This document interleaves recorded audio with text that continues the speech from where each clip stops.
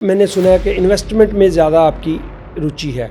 Long term multi beggars के बारे में आप बात करते हैं। जब स्टॉक मार्केट के बारे में पता चलता है ना, आपको लगता है कि आपने कोई ऐसा सीक्रेट तरीका पता कर लिया पैसे बनाने के बारे में जो किसी को नहीं पता है। सही। मैंने 30,000 रुपये करीब डाले थे। 30,000 रुपये के इन्वेस्टमेंट से 11 लाख रुपए का मुझे प्रॉफिटेबल स्टॉक से हुआ। अच्छा। एंड वो मुझे फिर एक इनिशियल कैपिटल मेरे पास ठीक ठाक हुआ है। और आप क्या समझते हैं कि रीजनेबल रिटर्न एक मार्केट, अच्छी मार्केट में, नॉर्मल मार्केट में, बुल नहीं, बियर भी नहीं, कितना कमाया जा सकता है? तो जिस भी सेक्टर के अंदर अगर आप इन्वेस्ट करना चाहते हो तो उसके इंडस्ट्री सेक्टर बहुत ज़्यादा अच्छा होना चाहिए, जिसके अंदर आगे चल के 10 साल बाद 20 साल बाद बहुत ज़्यादा ग्रोथ है। जिस भी कंपनी का मैं इन्वेस्ट करता हूँ उसके ये देखता हूँ कि उनका कोई प्रीवियस वायलेशन ना हो, कोई केस, कोई सेबी के साथ केस कि उन्होंने कुछ डेटा एक्सचेंज को इन्फॉर्म नहीं करा। तो ये जो लोग चार्ट्स वाले सॉफ्टवेयर बेचने में लगे हुए हैं, यूट्यूबर्स कहीं, तो उनका धंधा कैसे चल रहा है? मुझे लगता है अगर आप ट्रेडिंग में लॉसेस कर रहे हो, आप बहुत अच्छा काम कर रहे हो, बिकॉज ये देश आपकी वजह से है।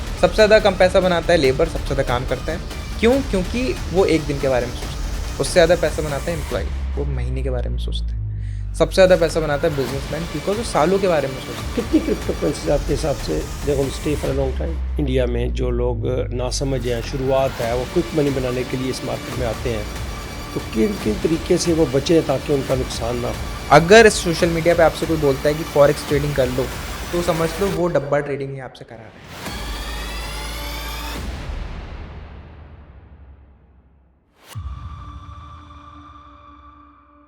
नमस्कार, आदाब एंड सत श्री अकाल दोस्तों। जैसा कि आपको मालूम है, मेरे परिवार के चैनल के 3 असूल हैं। रिपीट कर दूं। नंबर 1 भगवान पे भरोसा, अटूट विश्वास। नंबर 2 नेचर के साथ रहना।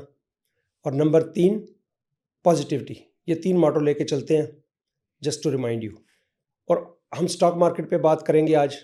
और हम ओल्ड स्कूल स्टॉक मार्केट में 35-37 साल से काम कर रहे हैं, लेकिन आज की जनरेशन जो है वो टेक्निकल बेसिस पे ज़्यादा काम करना पसंद करती है।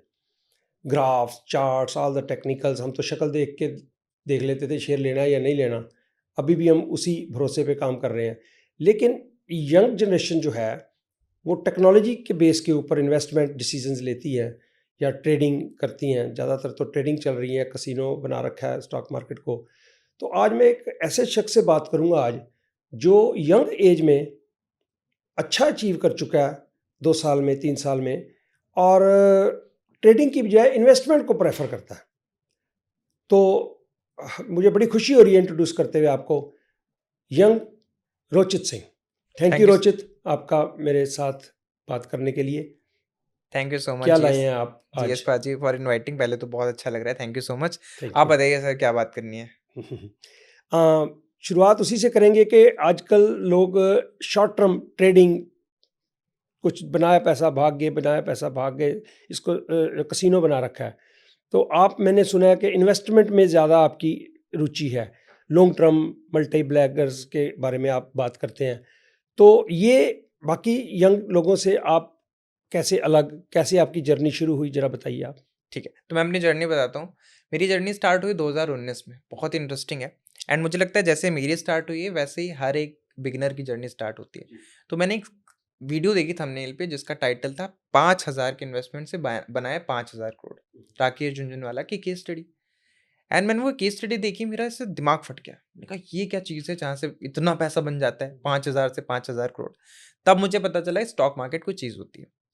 अब ये हर बिगनर रिलेट करेगा। जब स्टॉक मार्केट के बारे में पता चलता है ना, आपको लगता है कि आपने कोई ऐसा सीक्रेट तरीका पता कर लिया पैसे बनाने के बारे में जो किसी को नहीं पता है। सही।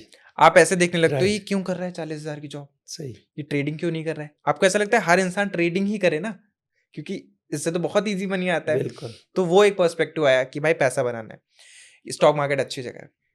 बट जब मैंने देखा कि राकेश झुनझुनवाला कैसे अमीर हुए थे, इन्वेस्टिंग से हुए, टाइटन खरीदा। बट आपको उसके लिए चाहिए पेशेंस और पैसा।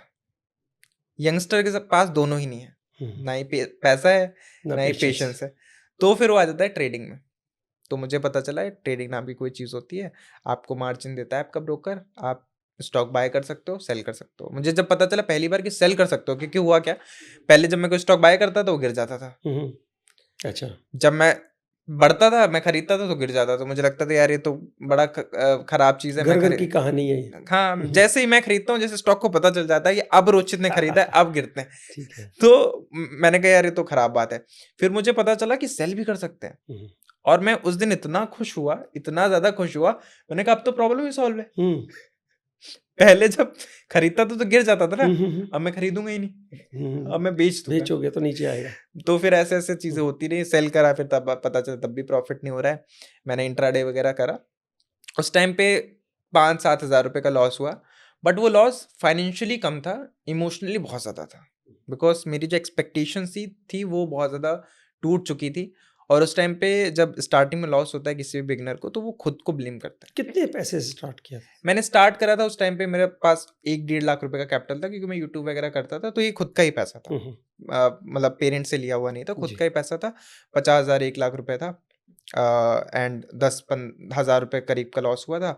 एंड उस लॉस के बाद मैं खुद को ब्लेम करा कि भाई शायद मेरी ही गलती है। कितने साल के थे तब आप? I was 16 at that time. हाँ, अच्छा। मुझे लगा कि मेरी ही गलती है, मैं ही प्रॉब्लम हूँ, मैंने ही सीख के नहीं करा है। तो Okay. कोई भी बिगिनर है जो लॉस करता है, उसे लगता है मेरी प्रॉब्लम है, फिर वो यूट्यूब पे जाता है, एक और नई स्ट्रेटेजी देखता है, एक और नए कोर्स को बाय करता है, या फिर किसी टेलीग्राम पे जाता है, कहीं जाता है, उसे लगता है कि बाकी सब पैसा बना रहे स्टॉक मार्केट में, मैं ही नहीं बना रहा, मैं ही नहीं बना रहा हूँ, मार्केट ऊपर मेरी जा ही रही स्टडी है। में कहीं कमी हो गई। तो मैंने इंट्राडे वगैरह करा, बट उस टाइम पे जब आपको चोट लगती है किसी चीज़ से, तो आप भागते हो दूसरी जगह पे। तो मुझे जब इंट्राडे में चोट लगी, तो मैं इन्वेस्टिंग की तरफ भागा। मैंने सोचा कि अब इन्वेस्टिंग से पैसा बनाते हैं, एंड ये होता भी है, जब ट्रेडर को लॉस होता है ना मार्केट में, तो वो इन्वेस्टर बन जाता है। जैसे अभी क्या मार्केट गिरा हुआ है, तो जो स्विंग ट्रेडर्स थे, उन्होंने स्टॉक लिए, अब वो स्टॉक 15% गिर गया, अब उनकी हिम्मत नहीं है स्टॉक को बेचने की, तो वो अब इन्वेस्टर बन गए। सही, लॉन्ग टर्म इन्वेस्टर। हर बार ऐसा होता है, हमने 20-30 बार देख चुके हैं ये चीज, है ना। तो वो मेरे साथ भी हुआ, मैंने बोला अब तो इन्वेस्टर बनते हैं। तो उस टाइम पे मैंने 1-2 स्टॉक खरीदे। एक ब्राइटकॉम ग्रुप था, पंप एंड डंप था, टिपिकल पंप एंड डंप, मुझे पता भी नहीं था उस टाइम पे पंप एंड डंप क्या होता है, बट जितना थोड़ा बहुत फंडामेंटल्स देखा, उससे अच्छा लगा स्टॉक, खरीदा। एंड 5 रुपए से वो स्टॉक 180 हुआ। मैंने 30,000 रुपये करीब डाले थे, 30,000 रुपये के इन्वेस्टमेंट से 11 लाख रुपए का मुझे प्रॉफिट उस स्टॉक से हुआ। अच्छा। एंड वो मुझे फिर एक इनिशियल कैपिटल मेरे पास ठीक ठाक हुआ, एंड फिर मैंने उसको री इन्वेस्ट करा। कितनी देर में ये हुआ? 16 के थे ये जब मैंने आपने इन्वेस्ट किया? 2021 के स्टार्ट में करा था, अप्रैल मिड में करा था, अप्रैल के आसपास, एंड दिसंबर में आई बुक द प्रॉफिट। तो 6 से 7 महीने के अंदर वो स्टॉक 5 रुपए से 180 रुपए पहुंच गया। रोज खुलता था पर सर्किट, अब बाय भी नहीं कर सकते हो। तो मैं रोज ढूंढा कैसे उस स्टॉक? तो उस टाइम पे जब आप स्टॉक मार्केट में आते हो, तो आपको बेसिक फंडामेंटल्स पता होता है कि भाई पी रेशियो कम होना चाहिए, प्रॉफिट सेल्स, जो भी चीज़ें होती है, बैलेंस शीट, ये सब चीज़ें देखनी होती है। मैंने देखा उस कंपनी का जो प्रॉफिट सेल्स है, that was around 4 to 5,000 crore rupees revenue. अच्छा। कंपनी की मार्केट कैप 2,000 तो करोड़। शेयर का रेट 5 रुपए? 5 रुपए, मार्केट कैप 2,000 करोड़। मुझे पता चला पी रेशियो जितना कम उतना अच्छा, कंपनी का पी 2। मैंने कहा ये कितनी अच्छी फंडामेंटल वाली कंपनी है। मुझे बाद में पता चला कि वो मैनिपुलेटेड थी company, books were cooked, but एक नए इन्वेस्टर को थोड़ी पता था। तो मैंने 30,000 रुपये जो भी मेरे पास कैपिटल था वो इन्वेस्ट करा, एंड फिर वो कोरोना से पहले? कोरोना के बाद 2021 के बाद। 21 में। अच्छा। एंड उससे काफ़ी एक इनिशियल कैपिटल हुआ, एंड उसके बाद मैंने उसको अच्छे स्टॉक्स में इन्वेस्ट करा, क्रिप्टो में इन्वेस्ट करा। तो वो 30,000 रुपये आज की डेट में मेरा ऑलमोस्ट 17-18 लाख। एक क्वेश्चन, तो 5 रुपए में आपने लिया, जब ये 40 का हुआ, 50 का हुआ, इतनी यंग एज में पेशेंस कैसे आई कि आपने 150-60 तक की वेट की? सबसे डिफिकल्ट काम ये है। बिल्कुल सही कह रहे हो। जब मैंने 5 रुपये पे खरीदा तो मैंने सबको खरीदवाया। 20 रुपये पे कोई भी नहीं था जिसने होल्ड करा, सब बेच गए? सब बेच गए। अच्छा। बिकॉज जब मेरा उस स्टॉक के अंदर पैसा बना, तो मेरा वो उसमें ईगो अटैच हो गया। जैसे आप हर्षद मेहता का आप ईगो समझ लो कि भाई ये स्टॉक तो ये जाएगा इतना, तो मेरा एक ईगो अटैच हो गया कि यार 20 नहीं, अभी तो और ऊपर जाएगा, it will go to, let's say, मुझे नहीं पता, मेरा 100 टारगेट था, बट वो रोज सुबह उठता था, अपर सर्किट लग जाता था, तो गिर ही नहीं रहा था कहीं पे। 205 पे वो स्टॉक गिरा, एंड वो गिर के 180 रुपये तक आया। मतलब वहाँ से जो मोमेंटम था, वो मोमेंटम मुझे ब्रेक होता हुआ दिखा, जो ऐसे था फिर वो धीरे धीरे ऐसे ऐसे हो रहा था, एंड फिर मुझे 180 पे मैं एक, क्योंकि होता क्या है जब आपका 30,000 रुपये पूरा इन्वेस्टेड था, तो आप बहुत ज़्यादा क्लोजली वॉच करते हो। अच्छा, सारे पैसे इन्वेस्ट कर दिए थे सारे आपने पैसे एक ही स्टॉक में? मतलब 50-60 हज़ार थे, 30,000 इन्वेस्ट करे, बट अभी वो 6-7 लाख हो गए ना, तो अभी जितना अच्छा भी है अच्छा, आपका उसकी वही मार्केट वैल्यू बढ़ गई। आप पेपर पे तो आपको दिख रहा है ना तो 5 उससे 6 पहले ट्रेडिंग में लॉस कर चुके थे आप? हाँ, 10,000 अच्छा। रुपए का लॉस कर चुका था। तो हुआ क्या कि मैं बहुत क्लोज़ली वॉच करता था उस स्टॉक को, कि अगर यूट्यूब पे उसके रिलेटेड कोई वीडियो आई है, तो वो सारी वीडियो देखता था दिन की, उसकी कमेंट्स भी पढ़ता था, जो भी क्लोज़ कम्युनिटी थी सब कुछ जॉइन करा। बट कहीं न कहीं मुझे अंदाज़ा हो गया था कि it is a pump and dump game. तो 180 पे मैं एक रात पूरा सो नहीं पाया रात भर। मुझे लगा कि क्योंकि अब आप 16-17 साल के हो, 11 लाख रुपए का अकाउंट, आपके पेपर प्रॉफिट है, बुक करूँ ना करूँ, तो मैंने रात भर नहीं सोया एंड आई डिसाइडेड कि अब नींद आना बंद हो गई है, तो अब बेच देना चाहिए। तो आपके बेचने के बाद ऊपर गया या नीचे आया? 2-3 दिन ऊपर गया, बट उसके बाद आज की डेट में वो डीलिस्ट हो गया, ज़ीरो हो गया? ज़ीरो हो गया। वाह! फिर वो 6-7 रुपए तक आ गया था अगले 2-3 महीने के अंदर, एंड फिर सेबी को पता चला कि दे वर मैनिपुलेटिंग, तो प्रमोटर्स के ऊपर केस वगैरह हुआ, फाइन वगैरह लगा, एंड अभी इट इज़ तो डीलिस्टेड, ट्रेड नीचे आया जब, तो आपका टेम्पटेशन नहीं हुई दोबारा लेने की, कि नहीं, तब नहीं, तक आपको स्टोरी पता चल चुकी थी तब तक उसकी? स्टोरी बाहर आने के बाद ही वो बहुत तेज़ से गिरा। ओके। जब तक वो नहीं आई थी तब तक it was trading at a good किसी वैल्यू। यार दोस्त ने उसमें नुकसान भी डाला कि? नहीं, नहीं, जितने मेरे यार दोस्त उन्होंने आज प्रॉफिट ही बनाया। सबने प्रॉफिट बनाया। तो ये स्टोरी थी। इंटरेस्टिंग। हुँ। मुझे तो आपने जवाब फिर नहीं दिया, वो पेशेंस कहाँ से आई आपकी कि ₹5 वाला शेयर 100 हुआ, 150, एक दिन में तो 180 हुआ नहीं, हाँ, 50 हुआ, फिर आप सोचते हैं यार अब निकल जाऊँ, 5 के 50 बन गए, 10 गुना हो गया यार, निकलो, 55 हुआ, फिर पंप डंप की स्टोरी भी आपको पता चल गई कि ये हाँ। कंपनी वो मैनिपुलेटेड वो स्टॉक मतलब प्राइस है। लेकिन मुझे टॉप पे जब वो था ना तभी पता चली। अच्छा, तब पता तब चली। पता चली। तब अच्छा। लोग बोल रहे थे वो 1000 तक जाएगा। अच्छा। हाँ, पेशेंस मैं बताता हूँ पेशेंस क्यों होता है। हम्म, जब आप किसी के एडवाइस पे ट्रेड करते हो, तब आप पेशेंस नहीं रख सकते हो। फॉर एग्जांपल जब मैंने खरीदा तो मैंने बहुत लोगों को बताया, but they traded on my advice. उनका खुद का कन्विक्शन नहीं था। मुझे किसी ने बताया नहीं था, वो स्टॉक मैंने खुद ढूंढा था। तो मेरा एक कन्विक्शन उस स्टॉक के ऊपर काफ़ी ज़्यादा था कि एक अच्छा स्टॉक, अच्छा फंडामेंटल वाला है एंड वैल्यू डिजर्व करता है। क्योंकि अगर कोई 5,000 करोड़ का, मतलब वो तो चलो अलग बात है, बुक्स वो कुक्ड, बट अगर कोई 5,000 करोड़ का रेवेन्यू कर रहा है, 300-400 करोड़ का प्रॉफिट कर रहा है, तो एटलीस्ट वो 20-25 का पी तो डिजर्व करता ही है। अगर कोई आईटी कंपनी है, अच्छी ग्रोथ दिखा रही है, तो मुझे लगता था वो वैल्यूएशन अभी भी नहीं आई है इस प्राइस पे, and that's why I was तो सत्यम कंप्यूटर का छोटा भाई था, 100%। सॉफ्टवेयर में था। हाँ। तो आप इन्वेस्टमेंट से कितने परसेंट रीजनेबल रिटर्न मानते हैं कि अब आपका कैपिटल भी बड़ा हो गया है, तो आप क्या एक्सपेक्ट करते हैं मार्केट से कि आपको रीजनेबल कितना रिटर्न आप कमा सकते हैं? ये तो हुई लकी, आपका एक हाँ, स्टोरी हुई। लकी हुआ। तो और दूसरा क्वेश्चन इसी से रिलेटेड है कि मल्टी बैगर जो कहते हैं वो कैसे, क्या क्राइटेरिया, कैसे चुनते हो आप? ठीक है, पहले मैं बताता हूँ क्या एक्सपेक्टेशन है। तो मुझे लगता है अगर एवरेज 25% भी साल का आ जाए, 20 से 25%, तो इट इज़ वेरी गुड। क्योंकि अब जैसे बुल मार्केट होगा तो उस साल हो सकता है 60-70% आ जाए। अभी 2025 जैसा मार्केट हो सकता है नेगेटिव में रहूँ। तो एवरेज अगर मुझे लगता है 10 साल के अंदर, 15 साल के अंदर अगर मैं 25 भी हिट कर पाऊँ तो बहुत अच्छी बात है। आई वांट कि ज़्यादा हो, बट 25 पे भी आई विल बी हैप्पी। मतलब मेरा वो टारगेट नहीं है कि महीने का 3% बनाना है नहीं, साल। आपका टारगेट तो ये है, पर आप क्या समझते हैं कि रीजनेबल रिटर्न एक मार्केट, अच्छी मार्केट में, नॉर्मल मार्केट में, बुल नहीं, हाँ। बियर भी नहीं, कितना कमाया जा सकता है? मुझे लगता है 15% ही बना सकते हो आप, मैक्सिमम लोग। अगर आप 15% तब आप बना पाओगे जब आप किसी म्यूचुअल फंड में इन्वेस्ट करते हो। अगर आप खुद से कर रहे हो तो मुझे लगता है इससे भी कम आप बनाओगे, बिकॉज स्टॉक इन्वेस्टिंग लोगों को लगता बहुत आसान है कि स्टॉक खरीदो और वो ऊपर जाएगा, पैसा बनेगा। बट अगर हम टाइम फ्रेम बढ़ा देंगे ना, तो आप ये देखोगे कि अगर आप खुद से करोगे और 20 साल के टाइम फ्रेम में वर्सेस म्यूचुअल फंड, आप म्यूचुअल फंड से भी कम पैसा बना पाओगे। 100% सही बात है। तो मुझे लगता है म्यूचुअल फंड से आप करो। अगर स्टॉक इन्वेस्टिंग कर रहे हो, फुल टाइम आपको करना पड़ेगा। आप ये समझ लो कि जितना फंड मैनेजर डेडिकेटेड होता है अपने फंड को लेकर, उतना ही या उससे ज़्यादा डेडिकेटेड आपको रहना है, बिकॉज आपके पास वो रिसोर्सेज नहीं है जो फंड मैनेजर के पास है। रोचित, बहुत अच्छी बात आपने की कि आप रीजनेबल रिटर्न जो मार्केट से एक्सपेक्ट कर रहे हैं, 20 से 25% आप कमा सकते हैं, लेकिन 15% एवरेज आप सोचते हो कि, हाँ, क्योंकि जो म्यूचुअल फंड चलाते हैं कितना क्वालिफाइड होते हैं लोग। 100%। किसी म्यूचुअल फंड का बुल मार्केट में भी कभी देखा आपने कि 200% रिटर्न आ गया हो, राइट? उनका एवरेज रिटर्न अगर पिछले 10 साल का किसी भी अच्छे म्यूचुअल फंड का लो, और उनकी क्वालिफिकेशन हम लोगों से बहुत ज़्यादा होती है और उनको इन्फॉर्मेशन भी ज़्यादा होती है, सारे टेक्निकल सब कुछ उनके पास होता है, उसके बावजूद भी देखो 12-14% रिटर्न वो लेते हैं। हम जो अगर सोचते हैं कि मैं 30% कमा लूँगा, 40 कमा लूँगा, इसका मतलब हम उससे भी स्मार्ट है।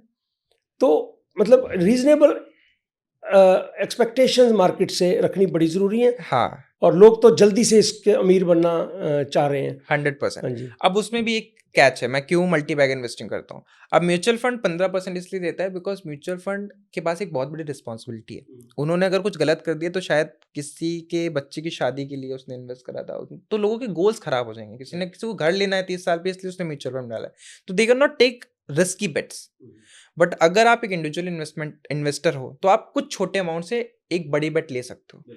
बिकॉज अगर मुझे लगता है कि अगर आपको कोई एक्स्ट्रॉर्डिनरी वेल्थ क्रिएट करनी है तो आपको small cap stocks, good business के अंदर इन्वेस्ट करना पड़ेगा, तभी आप बड़ी वेल्थ बना सकते हो। कोई भी आप नाम ले लो, राकेश झुनझुनवाला, विजय केडिया, किसी ने भी बड़ी वेल्थ बनाई है सिर्फ और सिर्फ वारन बफे का भी नाम ले सकते हाँ हैं बीच वॉरेन बफेट। बड़ी वेल्थ क्रिएट करिए, उसमें टाइम लगता है, में। बट मल्टी बैगर स्टॉक से बनाइए। पर क्वेश्चन, कैसे आपको पता चलता है कि मल्टी बैगर क्या है? उसका क्या क्राइटेरिया है आप उसको चुनने में? एक तो आप लकी निकल गए कि एक आपका 5 रुपए वाला 180 बन गया, और अगर आपको पता होता कि मैनिपुलेटेड स्टॉक है, गलत इन्फॉर्मेशन है, पंप एंड डंप वाली स्टोरी है, तो शायद आप 5 में भी वो ना लेते। वो हाँ, लकी निकले आप, वो और निकले भी आप ट्रू मल्टी बैगर 180 नहीं में। था। जी, I want true multibagger just like Titan, जो राइट। 20 साल तक एक तो कंपाउंडेड वो रिटर्न देके उसका चला। क्या क्राइटेरिया आपके ठीक पास? 100%। मैं आपको बताता हूँ, मल्टी बैगर स्टॉक अंधेरे में तीर चलाने वाली बात है। ठीक है। बिकॉज जब आप इन्वेस्ट कर रहे हो, कंपनी बहुत छोटी है, 500, 1000, 1500 करोड़ की है, तो आप श्योरली बोल नहीं सकते हो ये मुझे पैसा बना के देगी। बट कुछ सर्टेन क्राइटेरियाज हैं जिनका मैं यूज़ करता हूँ, ताकि अगर आप अंधेरे में भी तीर चलाओ, आप एक एटलीस्ट डायरेक्शन तो आपके पास कि किस तरफ चलाना है। तो पहली बात तो कि कंपनी का जो इंडस्ट्री है वो बहुत ज़्यादा अच्छी होनी चाहिए, सेक्टर बहुत अच्छा होना चाहिए, प्रॉफिट देख के इन्वेस्ट नहीं करना है। फॉर एग्जाम्पल HDFC ने पिछले 3 साल में या 5 साल का अगर आप देखोगे, हर साल उसका प्रॉफिट 26% से ग्रो हुआ है। बहुत अच्छी प्रॉफिट ग्रोथ है, 26% profit growth is very good. Share price कहीं नहीं गया। 2020 में भी 1700 था, आज भी 1700। क्यों? क्योंकि मार्केट सैचुरेट हो चुका है, बैंकिंग इंडस्ट्री में उतनी ज्यादा ग्रोथ है नहीं, इसीलिए अगर आप स्मॉल फाइनेंस बैंक्स देखोगे वो भी नहीं ग्रो कर रहे हैं 3 साल से। जीवन या फिर जितने भी स्मॉल फाइनेंस बैंक है वहीं के वहीं है। तो आपको सेक्टर आइडेंटिफाई करना बहुत जरूरी है जिसमें ग्रोथ है। अगर आप देखो जोमेटो, प्रॉफिट ग्रोथ अभी जस्ट प्रॉफिटेबल हुई है कंपनी, 50 से 300 पहुंच गया। तो जिस भी सेक्टर के अंदर अगर आप इन्वेस्ट करना चाहते हो तो उसके इंडस्ट्री सेक्टर बहुत ज़्यादा अच्छा होना चाहिए, जिसके अंदर आगे चल के 10 साल बाद, 20 साल बाद बहुत ज़्यादा ग्रोथ है, तभी वो सेक्टर अच्छा परफॉर्म करेगा। तो इंडस्ट्री मुझे लगता है सबसे ज़्यादा ज़रूरी है। ये आप अगर आपने क्रैक कर लिया तो कंपनी के फंडामेंटल्स भले ही वीक हो, वो अच्छा कर जाएगी, ठीक है। एंड उसके बाद बेसिक चीज़ आपको सबसे ज़्यादा देखना होता है मैनेजमेंट, बिकॉज अगर मैनेजमेंट ट्रस्टेबल है तो फिर वो कंपनी चला जाएगा। बिकॉज आइडिया पे कोई भी कंपनी नहीं चलती है, इट्स ऑल अबाउट एग्जीक्यूशन। अगर उसका मैनेजमेंट अच्छा है, वो अच्छे से पास्ट हिस्ट्री अच्छा है, लेट्स से उनके जो CEO हैं उनके पास कोई अच्छा वर्किंग एक्सपीरियंस है, उन्होंने किसी बड़े इंडस्ट्री प्लेयर के साथ काम करा हुआ है, उनका मैनेजमेंट बहुत अच्छा है, तो मुझे लगता है वो आपको अच्छी रिटर्न दे सकते हैं। एंड तीसरा फिर फंडामेंटल्स तो आपको देखनी है, डेट ज़्यादा तो नहीं है, प्रॉफिट ग्रोथ कैसी है, शेयर होल्डिंग पैटर्न कैसा है, मोस्ट इंपॉर्टेंट।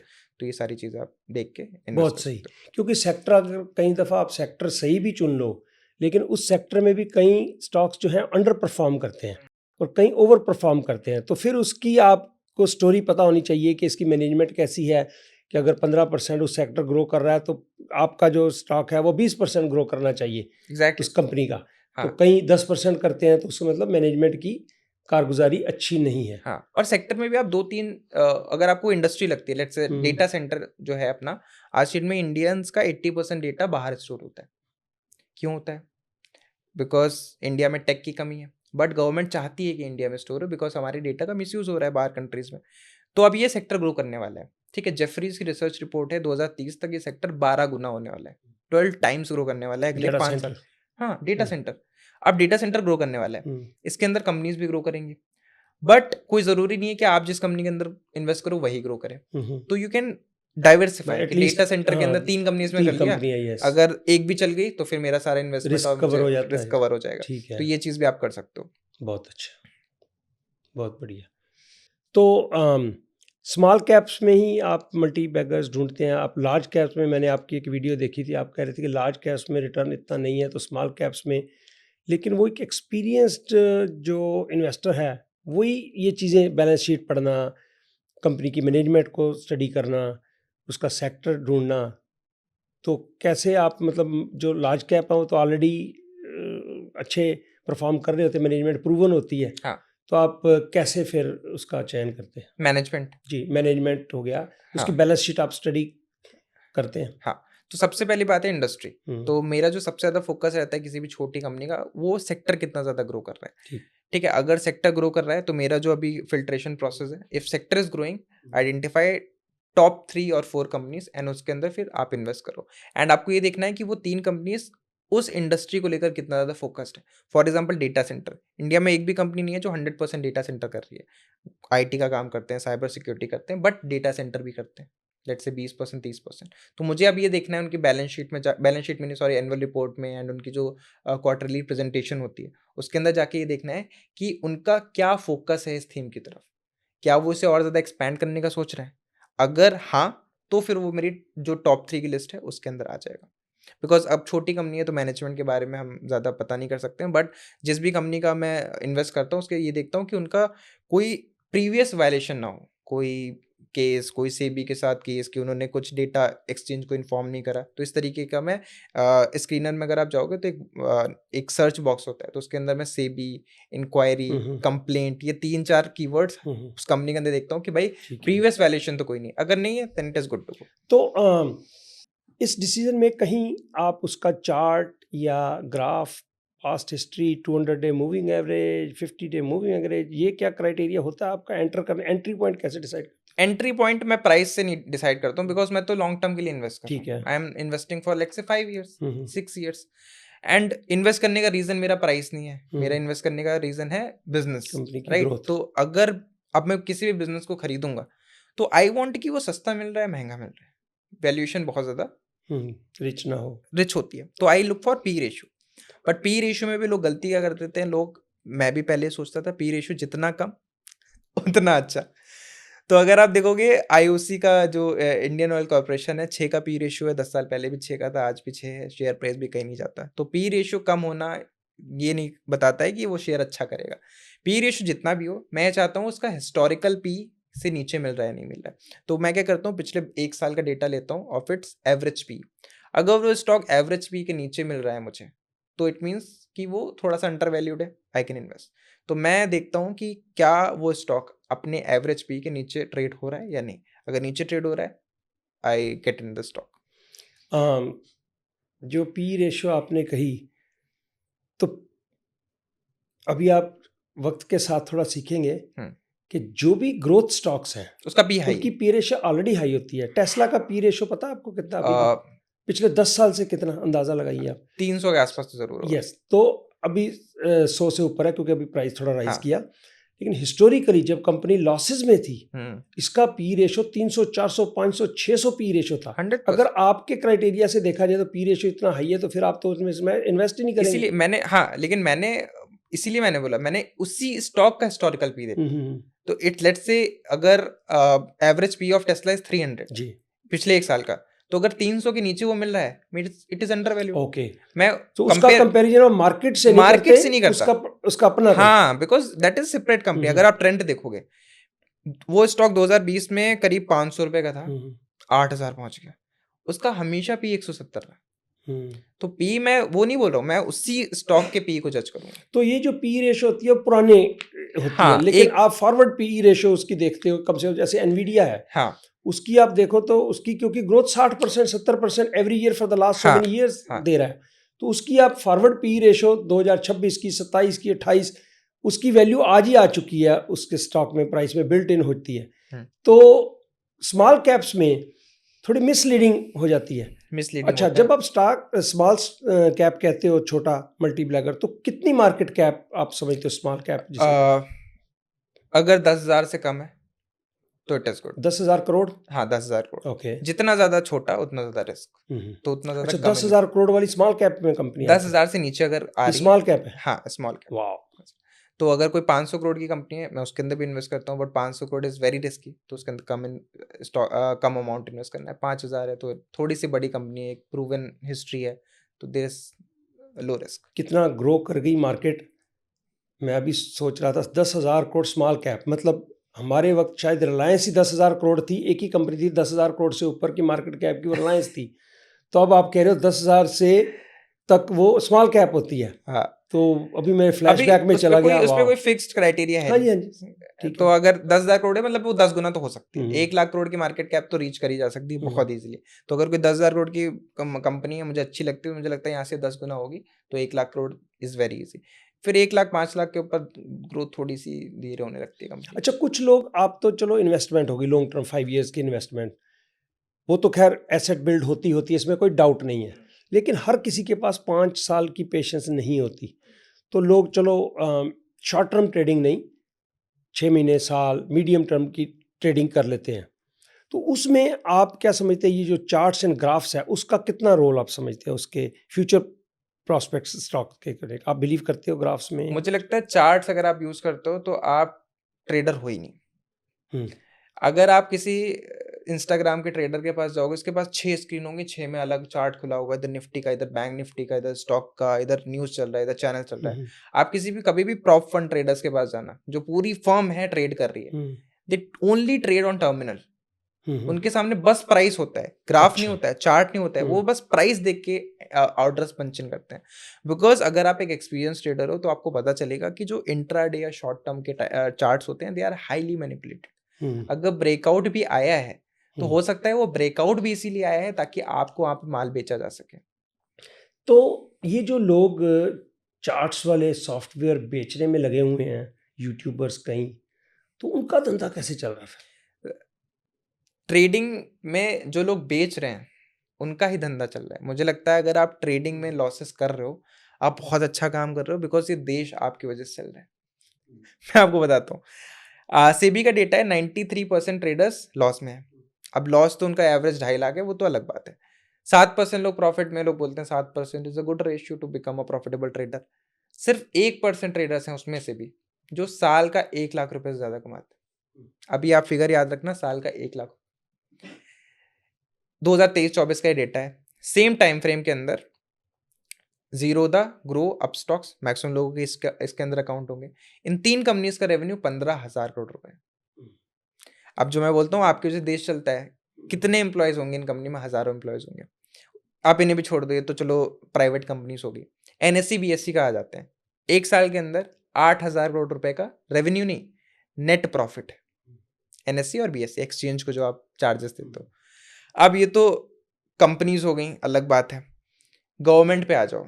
जब भी आप ट्रेड करते हो, आप लॉस करो प्रॉफिट करो, फर्क नहीं पड़ता, आप एक एसटीटी देते हो, सिक्योरिटी ट्रांजैक्शन टैक्स। 2023-24 के अंदर गवर्नमेंट ने 50,000 करोड़ रुपए का एसटीटी कलेक्ट करा है। तो ये जो योजनाएं चलती हैं जहाँ पे राशन बांटा जाता है या फिर कुछ भी होता है, तो ये आपके लॉसेस से हो रहा है। तो मुझे लगता है कि भाई अगर आप ट्रेडिंग कर रहे हो, लॉसेस कर रहे हो, तो देश कहीं का ना फायदा कहीं कर रहे हो। आप देश चला रहे हो एक तरीके से। तो फिर भी लोग इस तरफ क्यों आ रहे हैं? लोगों को ये लगता है ना, it is a quick money, because अब लोगों को अमीर बनना है। बट अमीर बनने के लिए आपको या तो आप लकी हो, या तो आप एक ऐसी फैमिली से आओ जहाँ पे आपके पास रिसोर्सेस हैं, you have ways to make money, आप बिजनेस वर्ल्ड में पैदा हुए हो। दूसरा, या तो आप बहुत ज़्यादा हार्ड वर्क करो अगर आप नहीं पैदा हुए, ठीक है, या तो आपको आपके पैदा होते आपको सब कुछ मिल जाए, अगर नहीं मिला है तो मेहनत करनी पड़ेगी। अब लोगों के पास दोनों चीज़ें नहीं है, ना वो मेहनत करना चाहते हैं, ना वो एक ऐसी फैमिली में बॉर्न हुआ है जहाँ पे उनके पास सारी चीज़ें हैं, तो उन्हें क्विक वेज चाहिए पैसा बनाने की। तो पर बन नहीं ना रहे, बट फिर भी आ कैसे रहे हैं? बट क्वेश्चन मेरा ये है, मेरे को सोशल मीडिया अमेज। पे तो दिख रहा है अच्छा। बन नहीं रहे हैं, ये लगता है, ये उन्हें नहीं पता ना। हम्म, वो जब सोशल मीडिया पे आते हैं, उनके सामने एक ट्रेडर है जो ट्रेड करता है और दुबई में बैठा है और महंगी महंगी गाड़ियाँ में घूमता है, महंगे महंगे घड़ियाँ लगाता है। अब उन्हें नहीं पता कि उसने वो घड़ी आपके पैसे से खरीदी है, आपके लॉसेस से खरीदी है। वो खोलते हैं लोग, जो सोशल मीडिया पे वो अपने प्रॉफिट सिखाते हैं, ये देखो इतना प्रॉफिट हुआ, उतना प्रॉफिट हुआ, आज 1 लाख रुपए का प्रॉफिट बुक करा है। उसे नहीं पता है एक अकाउंट में 1 लाख का प्रॉफिट हुआ, दूसरे अकाउंट में 1 लाख का लॉस भी हुआ। ये दूसरी कहानियां लोगों को पता नहीं है। तो जब वो सोशल मीडिया पे आते हैं, चीजें देखते हैं, तो उन्हें लगता है सब ही पैसा बना रहे हैं, बिकॉज हर इंसान अपनी पॉजिटिव साइड ही दिखाता है। सोशल मीडिया पे हर इंसान पॉजिटिव साइड दिखाता है, सब हंसती हुई फोटो डालते हैं, रोती हुई तो कोई नहीं डालता। तो जब वो बाहर देखते हैं तो उन्हें लगता है it is very easy to make money. तो बाहर वालों को तो देख लिया उन्होंने, चलो झूठी खबर ली, फेक उन्होंने स्क्रीनशॉट्स बनाए, जैसे भी हो गया। लेकिन जब वो खुद नहीं बना पाते, तो फिर भाग क्यों नहीं जाते इस ट्रेडिंग से? भाग इसलिए नहीं जाते क्योंकि उन्हें लगता है कि शायद मैं सीख के नहीं कर रहा हूँ, अच्छा। शायद मेरी कोई गलती है, शायद मेरे अंदर ही कोई कमी है जिसकी वजह से नहीं हो रहा है, और कहीं ना कहीं एडिक्शन भी हो जाता है। ये बहुत थ्रिलिंग गेम है, एक इंट्रा ट्रेडिंग जब आप करते हो तो जो थ्रिल है उसका अलग है कि आपने खरीदा, ऊपर जा रहा है, प्रॉफिट हो रहा है, लॉस आ रहा है, और कहीं ना कहीं वहाँ पे एक फीलिंग भी आती रहती है कि भाई I am doing something very good, कि मैं एनालिसिस कर रहा हूँ, मैं ट्रेड कर रहा हूँ, तो एडिक्शन भी हो जाता है। एंड फिर एक बार स्टार्टिंग तो इंसान ऐसे करता है कि मुझे पैसा बनाना है, और फिर उसके बाद वो ट्रेडिंग इसलिए करता है कि उसे लॉसेस रिकवर करने हैं। और लॉसेस कभी रिकवर नहीं होते हैं, और हमेशा उन लॉसेस के अंदर इंसान डूबता ही चले जाता है। बहुत सारे ऐसे केसेस आते ही रहते हैं, लोग अपनी जान तक ले लेते हैं अपने लॉसेस को कभी कवर नहीं कर पाते हैं। ऐसे ऐसे लोगों में जानता हूँ जिनके 3-3 करोड़ रुपए का लॉस हो चुके हैं। 3 करोड़ रुपए का लॉस हो चुका है, तब भी उन्हें पता नहीं है मार्केट काम कैसे करता है। वो ऐसे होते हैं कि रोचित मेरा लॉस हो गया है, रिकवर करवा दो। अच्छा। मैं कैसे रिकवर करा दूं आपका 3 करोड़ रुपए का लॉस? क्या ट्रिक है? और अभी भी वो लगे हुए हैं, अभी भी वो पैसा डाल रहे हैं कि कहीं कुछ हो जाए, कहीं कुछ हो जाए। लोगों को कभी समझ नहीं आता, मुझे पता नहीं। कुछ लोग होते हैं जो चोट खा के जल्दी सीख जाते हैं, कुछ लोग कभी नहीं सीखते।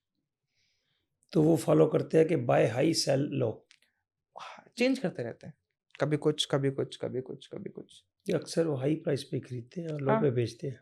हाँ, ट्रेडिंग में तो ऑप्शन ज्यादा करते हैं मैक्सिमम, मुझे लगता अच्छा, है options and options and futures. Futures. Intra stocks में तो इतना लॉस होता नहीं है ना। अगर आप स्विंग ट्रेड कर रहे हो इतना लॉस नहीं हो सकता। आपका 1 लाख का कैपिटल स्टॉक 20% गिर जाएगा, 30% गिर जाएगा, 30,000 का लॉस हो जाएगा, इतना बड़ा लॉस नहीं है ना कि।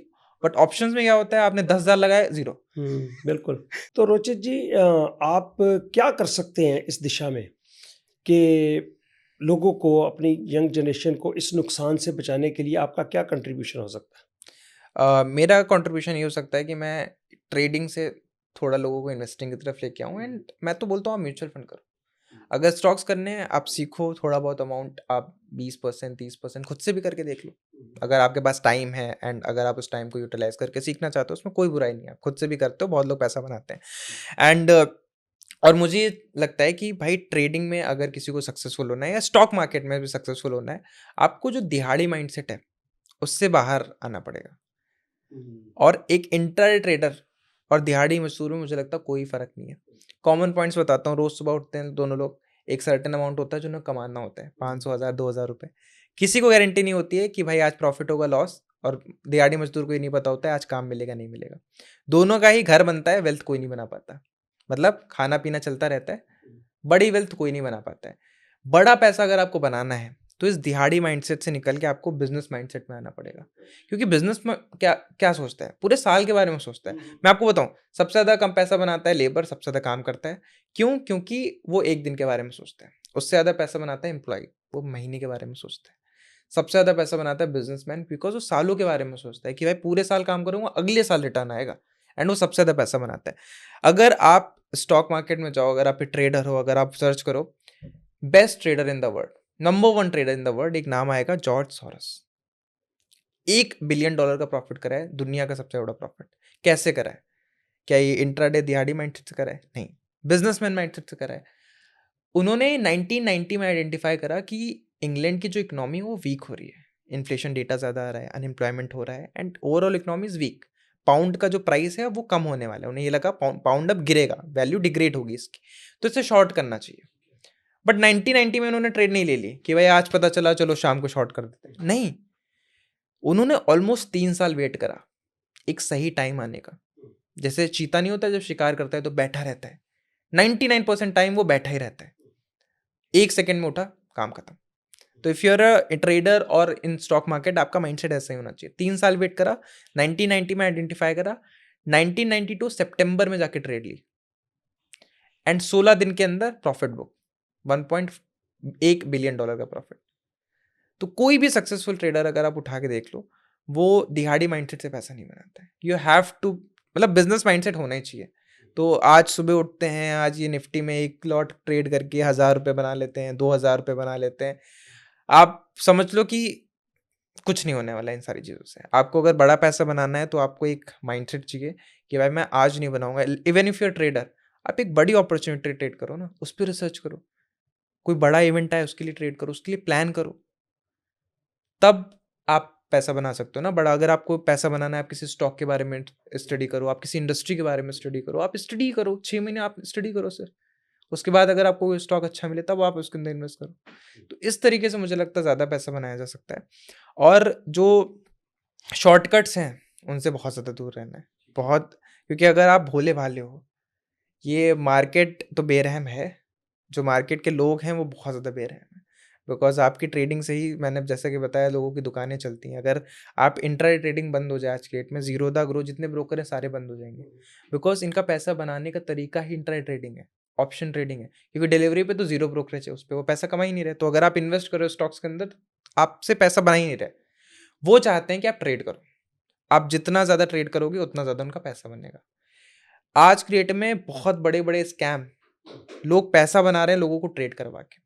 मैं आपको बताता हूँ, शायद आपको ना पता हो या हो सकता पता हो। आज की डेट में एक बिजनेस है फ्री टेलीग्राम टिप्स, जहाँ पे एक बहुत इन्फ्लुएंशियल इंसान आएगा, बोलेगा कि मैं आपको ट्रेड कराऊंगा, मैंने इतना पैसा बना हुआ है, मैं ट्रेड कराऊंगा आपको और पैसे भी नहीं लूंगा, फ्री में कराऊंगा। अब लोगों को लगता है यार इतना महान इंसान, ये तो भगवान की, मतलब इतना एक्सपीरियंस है आपके पास और आप हमें फ्री में ट्रेड कराओगे, क्या बात है। कैसे ट्रेड कराएंगे सर आप? बोलते हैं मेरे टेलीग्राम में ज्वाइन कर लो, और बोलेंगे कि भाई मैं जो है एक ब्रोकर का लिंक दे रहा हूँ, उसमें अकाउंट ओपन कर लो। ठीक है, कुछ नहीं, वो 20 रुपये पर ऑर्डर लेगा, जो आप देता है वो उसी में ट्रेड करना है। अब आपने अकाउंट ओपन करा, आपको एक फ्री टेलीग्राम का एक्सेस मिल गया एक्सक्लूसिव। अब आप सोच रहे हो कि कितना अच्छा इंसान है यार, पैसे भी नहीं लिए और मुझे ट्रेडिंग भी फ्री में कराएगा। अब उस टेलीग्राम में टिप्स आएंगी आपके दिन की, कि भाई ये बाय करो, ये सेल करो, ये स्टॉप लॉस, ये टारगेट। आप ट्रेड करते जाओगे, आपका पैसा बने ना बने, जो इंसान टिप्स दे रहा है वो ब्रोकरेज से कमा लेगा। आज की डेट में जो इंडिया के ब्रोकर्स हैं, अगर आप उनके साथ सब ब्रोकिंग अकाउंट ओपन करते हो, they share up to 40 to 50% brokerage. मतलब आपके लिंक से अगर कोई भी अकाउंट ओपन करता है और ट्रेड करता है, लेट से 10,000 रुपए की ब्रोकरेज साल की देता है, तो 5,000 आपको। अच्छा। तो इस तरीके से बहुत सारे स्कैम्स चलते हैं। तो लोग फ्री ट्रेडिंग के लिए टेलीग्राम में ज्वाइन करते हैं। मैं पर्सनली लोगों को जानता हूँ अच्छा। जो इस तरीके के टेलीग्राम चैनल्स ऑपरेट करते हैं, साल का महीने का 10-15 लाख रुपए सिर्फ ब्रोकरेज से कमाते हैं। तो दुकानदारी तभी चल रही है ना जो ग्राहक हैं। हाँ, तो ग्राहक खत्म करने होंगे, दुकानदारी अपने आप बंद हो जाएंगी, दुकान वाले आहिस्ता आहिस्ता करके समेट के बस घर बस चले जाएंगे। तो 100%। आप जैसे लोग जो इस यंगर जनरेशन को प्रॉपर गाइड कर सकते हैं कि भैया इससे कुछ नहीं बनता ही नहीं है। जब 93% सेबी कह रही है कि लोग, उनके पास तो डाटा सही है, हाँ, झूठ तो नहीं बोल रहे सही हो। बात है। तो आप 7% में आने की कोशिश कर रहे हो, 93% चांस तो आपके हैं कि आप नहीं कर सकते। हाँ, और जो बना 1% ही 1 लाख से ज़्यादा बना रहे वो हैं। भी हाँ आपने बताया, दैट हाँ, वाज एस्टोनिशिंग। तो सेबी अगर ये समझती है कि 93% लोग लॉस कर रहे हैं, तो बंद कर दो एफएनओ को। सर पर वही बात एफएनओ, आपकी भी, उनका धंधा तो ऐसे ही चलना है ना। सही बात है, बहुत बड़ी इंडस्ट्रीज खत्म हो जाएंगी। Yeah. जो मैंने आपको बताया, गवर्नमेंट को भी तो लॉस, गवर्नमेंट ने तो पैसा बिल्कुल बनाती है। बिल्कुल हाँ। अब अल्कोहल है, बुरी है, क्यों नहीं बंद कर देती? क्योंकि उससे पैसा बनाती है। किसी भी स्टेट का 8 से 10% जो रेवेन्यू ओवरऑल टैक्स कलेक्शन होता है वो अल्कोहल से होता है। तो अगर कोई भी बिजनेस सोर्स है जहां से पैसा बन रहा है, चाहे वो जितना बुरा हो, उसको बंद कराया जा ही नहीं सकता। एंड अगर देखा जाए तो अब सेबी रूल्स ला रही है कि आप ट्रेड ना करो, आप स्ट्रिक्ट कर रही है, मतलब दे आर वर्किंग, मतलब सेबी बहुत अच्छा काम कर रही है। बट ये सारे इंस्ट्रूमेंट्स गैम्बलिंग के लिए बनाए ही नहीं गए थे, एफएनओ यस हेजिंग के लिए बनाया गया था। कि बिल्कुल। भाई बड़ी बड़ी फर्म्स हैं, उनको अपना रिस्क कवर करना होता है, वो ऑप्शन बाय कर ले। वो तो किसी ने दिमाग लगा के वो इसमें खेल लेते हैं, वो तो अलग चीज़ है। तो वो दवाइयाँ होती है ना, कई दवाइयाँ खाते हैं अपने इलाज के लिए, उसके साथ उसका साइड इफेक्ट होता है, नींद आती है उससे। तो लोग उसको नींद की दवाई के तौर पे लेना शुरू कर देते हैं। वही आपकी बात। वही बात है। तो अब मैं आपका ओपिनियन जानना चाहता हूँ क्रिप्टो करेंसी। क्रिप्टो करेंसी, मुझे लगता, मैं क्रिप्टो के अंदर पहले इन्वेस्ट नहीं करता था, बट एक बार मेरे दिमाग में थॉट आया कि दो चीज़ें हैं क्रिप्टो के अंदर। आज हम 2025 में बैठे हुए हैं, 2050 तक या तो क्रिप्टो मेरा पैसा 100 गुना कर देगा या तो जीरो कर देगा। दो ही पॉसिबिलिटीज हैं, या तो ये दुनिया का आज तक का सबसे बड़ा स्कैम होगा, या फिर एक ऐसी अपॉर्चुनिटी है जिसे अगर कोई भी मिस कर दे तो फिर उसको पूरी जिंदगी गिल्ट होगा कि भाई मैंने क्यों नहीं इन्वेस्ट करा। तो मैंने बोला कि यार रिस्क रिवॉर्ड है, रिस्क बहुत ज़्यादा है बट रिवॉर्ड भी बहुत बड़ा हो सकता है। तो मैंने कुछ एक अमाउंट वो इन्वेस्ट करा क्रिप्टो के अंदर, जो अगर मैं खो दूं, और मैं लोगों को भी ये रिकमेंड करूंगा, क्रिप्टो के अंदर आप वो अमाउंट इन्वेस्ट करो जो अगर आप खो दो तो आपको फाइनेंशियली और इमोशनली फर्क ना पड़े।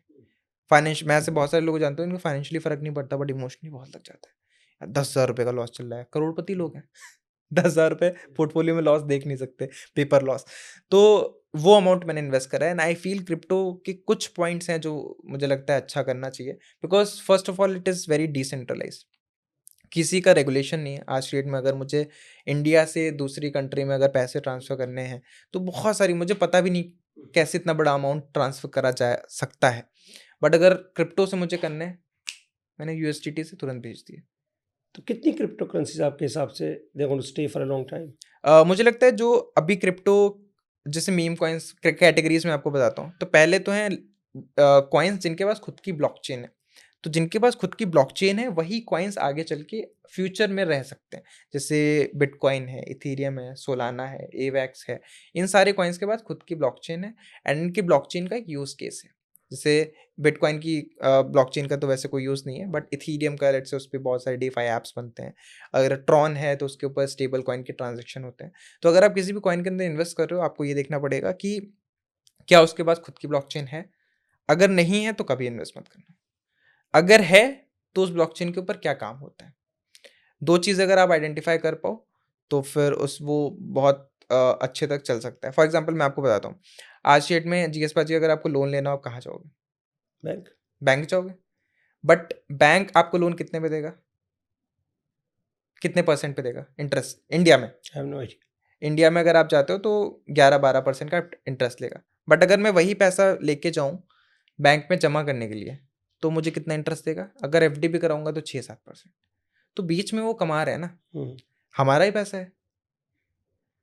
ब्लॉकचेन इस चीज़ को सॉल्व कर रहा है। तो आज की डेट में बहुत सारे कॉइन्स हैं जो इस चीज़ प्रॉब्लम को सॉल्व कर रहे हैं कि अगर किसी को लेट्स से पैसा लेंडिंग बोरोविंग भी करनी है तो ब्लॉकचेन पे ही कर लें। अगर मुझे 1,000 रुपये चाहिए, $1,000 चाहिए, तो मैं ब्लॉकचेन से ही लेंड कर लूँ। तो इतने चाहिए कितने क्रिप्टो करेंसीज, ब्लॉकचेन इतनी चाहिए हमें? देखिए, आज जब कोई चीज़ नई आती है तो उसके अंदर, जैसे हमारा जो आईटी का बूम आया था, है ना? वो बबल बस्ट हुआ, तो जब बूम आता है तो हर कंपनी अपना नाम चेंज करके आईटी सॉफ्टवेयर लगा रही थी। तो वो अभी भी चल रहा है, अभी क्रिप्टो बढ़ रहा है तो सब अपना कॉइन लॉन्च कर रहे हैं, कुछ ना कुछ कर रहे हैं। बट अल्टीमेटली जो सर्वाइवल ऑफ द फिटेस्ट है, वो यहाँ भी होगा। जो ब्लॉकचेन्स अच्छी होंगी वही सर्वाइव करेंगी एंड जो अच्छी नहीं होंगी वो बंद तो हो अगले जाएंगी। 10-15 साल में कितनी ब्लॉकचेन्स आप सोचते हैं कि सक्सेसफुली इसको इम्प्लीमेंट कर पाएंगी, ब्लॉकचेन टेक्नोलॉजी को, बैंकों को रिप्लेस कर पाएंगी? मुझे लगता है दो, बिटकॉइन तो कहीं नहीं जाने वाला है, because bitcoin is like digital gold and bitcoin is better than gold. Gold की वैल्यू क्यों है आज की डेट में? बिकॉज वो एक प्रेशियस मेटल है जिसकी सप्लाई बहुत लिमिटेड है। हर साल 1% जो गोल्ड की सप्लाई है वो ऐड ऑन होती है, उससे भी कम होती है। तो क्योंकि सप्लाई बहुत लिमिटेड है, डिमांड सेम है या बढ़ रही है, तो उसका प्राइस भी धीरे धीरे बढ़ता रहता है, because it is also safe asset. But अगर हम बट बात करें गोल्ड की, तो वो ज़्यादा आ भी सकता है अगर किसी कंट्री ने एकदम से ज़्यादा गोल्ड डिस्कवर कर लिया। आई होप ऐसा ना हो, बट कोई भी चीज़ हो सकती है। लेट्स से 50 साल बाद हम एस्ट्रॉइड माइनिंग में चले जाएं, जहाँ पे हम दूसरी एस्ट्रॉइड्स को माइन करके गोल्ड निकाल पाएँ, तो वो एक रिस्की हो सकता है। अभी नहीं, बट लेट्स से 50-100 ईयर्स की मैं बात कर रहा हूँ। बट अगर हम बिटकॉइन की बात करें, इसकी सप्लाई लिमिटेड ही है। कोडेड है डे वन से कि $21 मिलियन से ज़्यादा बिटकॉइंस कभी भी मार्केट में नहीं होंगे, सर्कुलेट हो ही नहीं सकते। 21 मिलियन यूनिट्स? हाँ, 21 मिलियन बिटकॉइंस। अब अगर हम पॉपुलेशन को देखें तो आज $8-9 बिलियन की पॉपुलेशन होगी अक्रॉस द वर्ल्ड। अगर हम बात करें तो एक बिटकॉइन भी नहीं आता किसी के हिस्से में। और अगर ये चीज़ है, लोग खरीदना चाहें, it's all about supply and demand. जैसे गोल्ड का प्राइस बढ़ता है क्योंकि डिमांड बढ़ती है, तो अगर लोग चाहते हैं कि बिटकॉइन का हिस्सा बनना चाहते हैं, खरीदना चाहते हैं, तो इसका प्राइस ऊपर जाएगा। और मुझे ऐसा कोई रीज़न नहीं लगता कि जिसकी वजह से इसका प्राइस ना जाए, बिकॉज अभी क्या है कि लोग, कोई भी सिटीज़न हो, वो अपने ऊपर कंट्रोल नहीं चाहता है किसी भी सुप्रीम अथॉरिटी का, विच इज़ गवर्नमेंट। तो इससे बचने के लिए मैं बहुत सारे लोगों से मिलता हूँ, वो अपना अब पेमेंट लेने लगे हैं क्रिप्टो के अंदर। दे डोंट वांट कि आप उनके अकाउंट में डालो। और ये एक बहुत बड़ी प्रॉब्लम है जो क्रिप्टो धीरे धीरे सॉल्व कर रहा है, एंड इसी वजह से ग्रोथ तो आने ही वाली है। इंडिया में बिटकॉइन से या और क्रिप्टो करेंसीज से यूज़ लोग स्पेंड कर रहे हैं? अभी रियल वर्ल्ड यूज़ नहीं है, बट ट्रांजेक्शनल यूज़ आ रहा है। कि अगर छोटे मोटे में नहीं है, बिकॉज अब लोग क्यों करते हैं, बेसिकली टैक्सेस बचाने के लिए करते हैं, एंड गवर्नमेंट उनसे पूछताछ ना करे इसलिए करते हैं। तो जो बड़े बड़े ट्रांजेक्शन्स हैं वो हो रहे हैं, रियल वर्ल्ड यूज़ केस अभी नहीं है। Is it legal to transact in cryptos in India? हाँ, इट इज़ लीगल। ओके। मतलब अगर आप किसी से ले रहे हो तो उसके ऊपर अगर आप दिखा रहे हो स्टेटमेंट में, देन इट इज़ लीगल। अगर नहीं दिखा रहे हो तो इट इज़ इलीगल। अगर आप कोई इनकम कर रहे हो, अगर आप उसे अपनी इनकम स्टेटमेंट में दिखा रहे हो, तो फिर वो लीगल हो जाता है। अगर नहीं दिखा रहे हो तो it is illegal. It is just like cash money. अगर आप कैश भी ले रहे हो और उसको नहीं दिखा रहे हो तो वो भी इलीगल हो गया। तो इंडिया के ब्रोकरेज हाउसेज जो हैं वो प्लेटफॉर्म दे रहे हैं आपको हाँ, क्रिप्टो दे रहे हैं। ट्रेडिंग के अभी लिए? अभी गवर्नमेंट ने क्या करा है, एफआईयू कंप्लाइंट चालू करा है। तो जितने भी ब्रोकर्स हैं एफआईयू कंप्लाइंट है, उनके अंदर अगर आप ट्रेड करते हो कोई प्रॉब्लम नहीं है। अगर आप ट्रांजैक्ट करते हो कोई प्रॉब्लम नहीं है, बिकॉज वहाँ पे आपका पैन कार्ड लगा हुआ है। तो उसके अंदर जो भी आप तो ट्रांजेक्शन, उसकी ट्रांजैक्शन से प्रॉफिट लॉस जो भी हो रहा है तो उसको हाँ, टैक्स ऐसे ही वो किया जाता है जैसे स्टॉक्स? 30% टैक्स लगता है इंडिया के अंदर। अच्छा, तो हाँ, आपके स्टॉक्स के ऊपर प्रॉफिट, कितना लगता है? स्टॉक्स के ऊपर आपका ये short term capital short gain? Term, हाँ, ये 17.5% ओके। एलटीसीजी लगता है। क्रिप्टो पे ज़्यादा है इससे? हाँ, क्रिप्टोज पे ज़्यादा है। हम्म। तो आपने कुछ पैसा बनाया क्रिप्टो से? क्रिप्टो से मैंने 2 लाख रुपए इन्वेस्ट करे थे 2022 में। वही जो फिलॉसफी मैंने आपको बताई थी कि या तो 0 हो जाएगा या तो 100x हो जाएगा। तो वो अभी करीब 7-8 लाख रुपए है। किसी दिन बढ़ता है, किसी दिन घटता है। तो नाम ऑलमोस्ट, लेना चाहेंगे उसका? हाँ, मतलब कॉइन्स, बिटकॉइन, इथेरियम, सोलाना, अच्छा, कार्डन, बड़े वाले जो बड़े हैं बड़े हैं वो लीडर्स। करें। मुझे लगता है उन्हीं कॉइन्स में करो जो 10 साल तक रहें। फ्लक्चुएशन बहुत ज़्यादा है फ्लक्चुएशन बहुत ज़्यादा है, 100%। क्योंकि ना ट्रस्ट के किस प्राइस पे लिया और एकदम से $10,000 नीचे आ जाता है बिटकॉइन। हाँ 1,10,000 चला गया था। हाँ, बिकॉज वो एसेट क्लास है ना। अब कोई भी अगर नया एसेट होता है तो फ्लक्चुएशन आता ही आता है। एंड धीरे धीरे वो फ्लक्चुएशन कम होगा। एंड इस फ्लक्चुएशन को कम करने के लिए एक नए कॉइन्स बनाए गए हैं, स्टेबल कॉइन्स। अभी क्रिप्टो की सबसे बड़ी प्रॉब्लम क्या थी कि उसे एज अ करेंसी ट्रीट ही नहीं करा जा सकता।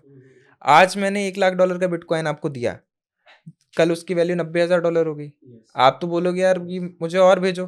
तो ये बहुत बड़ी प्रॉब्लम हो रही थी। इस प्रॉब्लम को सॉल्व करने के लिए एक नई चीज़ बनाई गई, स्टेबल कॉइन्स। स्टेबल कॉइन्स को पैक कर दिया डॉलर के साथ। रोचित जी, आप और क्या एडवाइस देना चाहेंगे लोगों के जिससे कि उनके पैसे का नुकसान ना हो? इंडिया में जो लोग नासमझ हैं, शुरुआत है, वो क्विक मनी बनाने के लिए इस मार्केट में आते हैं, तो किन किन तरीके से वो बचें ताकि उनका नुकसान ना हो? ठीक है, एक तरीका है कि भाई आपको डब्बे से दूर रहना है। अगर आपको डब्बा ट्रेडिंग नहीं पता है स्टॉक मार्केट में, तो आप बहुत ज़्यादा नए हो, आपको कुछ नहीं पता है। मुझे भी नहीं पता, मैं भी तो नया हूँ। डब्बा ट्रेडिंग में क्या होता है, आज की डेट में अगर आप इंडिया के अंदर कोई भी स्टॉक ट्रेड करते हो तो उसका ऑर्डर कहाँ जाता है? एक्सचेंज के पास, ओके, एनएससी बीएससी के पास जाता है। एंड आपके पोर्टफोलियो में शो होता है कितना प्रॉफिट चल रहा है, इतना लॉस चल रहा है। ठीक है। ठीक है, दिस इज लीगल। बट डब्बे में क्या होता है कि आपने यहाँ पे ऑर्डर डाला, वो ऑर्डर एक्सचेंज तक गया ही नहीं, बट आपके पोर्टफोलियो में दिखाई दे कि एग्जीक्यूटेड। रियली? आपका प्रॉफिट होगा, आपका लॉस भी होगा। अगर आपका प्रॉफिट हुआ तो आप निकाल सकते हो, अगर आपका लॉस हुआ तो आपकी पोर्टफोलियो में वो भी शो करेगा कि आपने 25% कैपिटल अपना उड़ा दिया। बट क्या ट्रेडर्स प्रॉफिट बना पाते हैं? वो तो सेबी का डेटा भी कह रहा है कि 93% ट्रेडर्स आर इन लॉस। तो 93% लोगों का तो पैसा हो गया जीरो जैसे उन्होंने ट्रेडिंग करी। 7% लोगों ने प्रॉफिट करा तो उनको पैसा बना के दे दिया। ठीक है, तो डब्बे ट्रेडिंग में क्या होता है कि आपका ऑर्डर कहीं जाता ही नहीं है। वो ऑटोमेटिकली जितना, बेसिकली उनका क्या होता है कि आप जितना ज़्यादा ट्रेड करेंगे लोग, और मैक्सिमम लोग जब लॉस करेंगे तो उनका पैसा जीरो होगा एंड वो सारा पैसा हमारे पास आ जाएगा, क्योंकि ऑर्डर तो एक्सचेंज तक गया ही नहीं है। तो उन्होंने अपनी ही एक्सचेंज बना रखी है? अपनी ही उनका सिस्टम है ना। अगर कोई ऐप है, टेक्नोलॉजी, मुझे दिखाई दे कि हाँ प्रॉफिट ऑर्डर एग्जीक्यूटेड, क्या लिख के आता है, आप कैसे पता करोगे कि भाई वो प्रॉफिट गया? या लॉस नजर हाँ, आता है आपको? आप कैसे पता करोगे वो ऑर्डर एक्सचेंज तक गया है नहीं गया? तो जो लीगल ब्रोकर्स हैं वो तो ये काम नहीं करते हैं। बट अगर बहुत सारे इंडिया के अंदर, एंड बहुत सारे, मैं आपको बताऊं, थाउजेंड्स ऑफ ब्रोकर्स हैं ऐसे जो ये काम करते हैं। वाह। छोटे छोटे लेवल, बड़े लेवल पे कर नहीं सकते, पकड़े जाएंगे। तो छोटे छोटे लेवल पे करते हैं। और कैसे लोगों को फंसाते हैं कि भाई आप हमारे प्लेटफॉर्म पे आओ, हम आपसे ब्रोकरेज नहीं लेंगे। वो आपसे 20 रुपये लेते हैं, हम आपसे 0 लेंगे। तो बहुत तरीके हैं। तो डब्बा ट्रेडिंग एक बहुत ही बड़ा तरीका है जिससे लोगों को फंसाया जाता है। एंड मैं आपको बताऊं, अगर सोशल मीडिया पे आपसे कोई बोलता है कि फॉरेक्स ट्रेडिंग कर लो, तो समझ लो वो डब्बा ट्रेडिंग ही आपसे करा रहा है। बिकॉज फॉर इंडिया के अंदर ऑर्डर्स जाते हैं एनएससी बीएससी, फॉरेक्स के ऑर्डर कहाँ जाते हैं किसी को नहीं पता। तो फॉरेक्स ट्रेडिंग के अंदर सबसे बड़ा डब्बा ट्रेडिंग होता है। एंड इंडिया के अंदर तो फॉरेक्स ट्रेडिंग इलीगल है। इसीलिए अगर कोई भी इन्फ्लुएंसर आपको दिखता है सोशल मीडिया पे, तो वो दुबई में बैठा होता है। तो दुबई में बैठता है और इंडिया के लोगों को फंसाता है कि भाई फॉरेक्स ट्रेडिंग करो। और जो मैंने आपको बताया था पहले कि अगर आप एक ब्रोकर हो, अगर किसी लीगल ब्रोकर के साथ काम करते हो, तो आपके साथ 40% ऑफ ब्रोकरेज शेयर करता है। अच्छा। कि 20 रुपए 5,000 के ब्रोकर साल में कमाई, उसके साथ आप लीगल ब्रोकर के साथ काम करो, आपको 10,000 रुपए दे देगा या 8,000 रुपए दे देगा। बट अगर मैं किसी डब्बा ब्रोकर को प्रमोट करूं, हम्म, ठीक है, फॉरेक्स ब्रोकर को प्रमोट करूं, हम्म, जिनका ऑर्डर कहीं नहीं जाता राइट। है, तो मेरे साथ 40% ऑफ इनकम शेयर करेंगे, वाह, क्योंकि वहां पे तो सबको लॉस ही होता है। इनकम होनी होनी है। इन हाँ, उनका उनका तो प्रॉफिट उनकी हो, कंपनी की तो हाँ, हाँ। वो ब्रोकरेज से नहीं कमा रहे हैं, वो लॉस से कमा रहे हैं। तो जितना लॉस होगा आपके अकाउंट ओपनिंग से, आपके लिंक से, उसका 40% आपका। सब ब्रोकर बना देते हैं आगे। सब ब्रोकर बना देते हैं। और फिर वो लोग क्या करते हैं, दुबई में बड़ी-बड़ी गाड़ियाँ लेते हैं, बड़े-बड़े घर लेते हैं और सोशल मीडिया पे दिखाते हैं देखो हमने ट्रेडिंग से इतना पैसा कमा लिया। तो कैसे पता किया जाए कि कौन डब्बा ट्रेडर और कौन ओरिजिनल है? सेबी एक लिस्ट निकालती है हर साल या फिर निकालती रहती है कि कौन सा ब्रोकर है। तो अगर आप ये देखो कि क्या वो आरबीआई रजिस्टर्ड है, जो कोई भी फॉरेक्स ब्रोकर नहीं है, बिकॉज़ आरबीआई प्रमोट ही नहीं करती फॉरेक्स ट्रेडर को। तो फॉरेक्स के अंदर ट्रेड आप मत करो। वो 100% ये डब्बे हैं। 100% डब्बे हैं, आपका पैसा उसमें नहीं वाह। बनने वाला है। And it is meant to make money, brokers ही पैसा बनाते हैं उसमें। एक brokers minute, let me repeat कि आप कह रहे हो कि फॉरेक्स की ट्रेडिंग जो भी इंडिया में हो रही है, हाँ, सारी डब्बा ट्रेड सारी है। डब्बा ट्रेड, 99% डब्बा तो ट्रेड। लोग कमा भी तो रहे होंगे फॉरेक्स ट्रेडिंग में, वो फिर उनको प्रॉफिट कैसे देते हैं? तो 1-2% ही कमा रहे हैं, बाकी सारे तो लॉस ही कर रहे हैं ना। वाह। तो सरकार गवर्नमेंट को कुछ नहीं गवर्नमेंट पता? तो बोलती है कि नहीं करो। तो उनको गवर्नमेंट तो बंद, उन पे कोई एक्शन आरबीआई लिस्ट निकालती है और ब्रोकर्स की इनके अंदर अगर आप ट्रेड करो तो उनको मत बंद कराया नहीं जा सकता? बंद, वो नया नाम कर लेते हैं, अच्छा। नया डोमेन चेंज कर लेते हैं, तो जब तक कस्टमर्स हैं तब तक वो एग्जिस्ट करते रहेंगे। करते रहेंगे। सिर्फ कस्टमर्स को, जो लोगों को है, उनको एजुकेट करना जरूरी है। हाँ, तो कैसे आइडेंटिफाई करें कि डब्बा ट्रेडर है? फॉरेक्स वर्ड से आप दूर रहो, फर्क ठीक है। ठीक है। अगर आप क्रिप्टो के अंदर करते हो एफआईओ कंप्लाइंट होना चाहिए, ठीक है। अगर आप स्टॉक्स के अंदर करते हो सेबी रजिस्टर्ड होना चाहिए। अच्छा, सेबी हाँ, रजिस्टर्ड है, एंड उसकी लिस्ट ऑनलाइन अवेलेबल है? हाँ हाँ, and always work with known brokers, मतलब आप जीरोदा के साथ करो, ग्रो के साथ, आप स्टॉक्स के साथ करो, अगर कोई मोतीलाल के साथ करो, शेर खान के साथ करो, जो नोन ब्रोकर्स है, जिनको पता है दे आर ट्रस्टेड। जो अननोन, जो नाम सुना हुआ नहीं है और आपको ऐसे ऑफर कर रहा है कि भाई जीरो ब्रोकरेज, ये वो फलाना ढिमकाना, तो मोस्ट प्रोबेबली इट इज डब्बा। सो सेबी को भी ये प्रमोट करना चाहिए, हाँ, सेबी अवेयरनेस प्रोग्राम्स करने चाहिए कि हमारे अकाउंट खोलने से पहले आप रजिस्ट्रेशन चेक करो उनकी कि सेबी के साथ वो रजिस्टर्ड है या नहीं। कैपिटलिस्ट लोग हमेशा जीत जाते हैं ना सोशलिस्ट से। सेबी पैसा खर्च करके अवेयरनेस प्रोवाइड करेगी, वो पैसा खर्च करके पैसा कमा लेंगे। तो जितना सेबी अवेयरनेस फैलाने के लिए पैसा खर्च करती है या फिर अवेयरनेस फैलाना चाहती है, वो लोग, उनके पास ज़्यादा पैसा है, वो ऐड चलाते हैं और लोगों को बुरी दिखाते बात, हैं। It is shocking. आपको पता है इंडिया वर्ल्ड में स्कैमर्स के बारे में, Nigeria and India, these are the two top countries. Even Pakistan को बीट पाकिस्तान, किया हुआ है हमने, पाकिस्तान को हमने अच्छा बीट किया हुआ बीट है। कर दिया। ओह, पाकिस्तान बहुत पीछे है, हमारे पास टेक्नोलॉजी है ना, हम्म फ्रॉड करने की टेक्नोलॉजी बहुत है। हम्म तो इंग्लिश भी अच्छी बोल लेते हैं पाकिस्तानियों से, तो ये बहुत ट्रैप करते हैं। किसी दिन और आपसे बात करेंगे इस बारे में। तो रोचित जी, बहुत ही रुचि वाली बातें बताई आपने, लोगों को एजुकेट भी किया और यंग जनरेशन को, मुझे भी कुछ नई चीज़ें पता चली, डब्बे के बारे में मुझे मालूम नहीं था। थैंक यू फॉर एजुकेटिंग मी। तो thank you so very much for your time. तो मिलते रहेंगे फिर, तो तब तक आप कमाते रहिए। अगली नई मल्टी बैगर बताइए हमें कौन सा। 100%। ठीक है जी। Thank you so thank much you see so as very पाजी much, for appreciate. Inviting, and I hope audience को भी कुछ नया सीखने के लिए मिला यस, होगा। Thank you ji.